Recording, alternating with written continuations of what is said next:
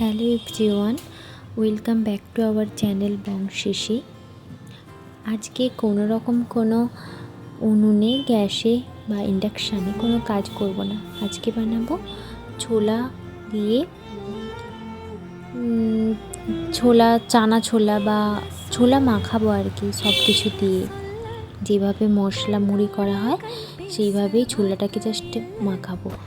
তো প্রথমে পেঁয়াজ কেটে নিয়েছি, তারপরে শসা কেটে নিয়েছি, তারপর লঙ্কা অ্যান্ড ধনে পাতা দিয়েছিলাম, কিন্তু ধনে পাতার ওই কাটার ভিডিওটা করা নেই, দিয়েছিলামও একদম লাস্টে, দেওয়ার ভিডিওটাও নেই।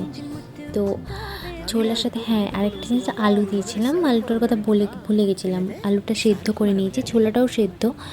তো তেল, লঙ্কা, আলু, ছোলা, শসা, চানাচুর সব কিছু দিয়েছি। শসাটা লাস্টে দিয়েছি, তো দেখালাম না।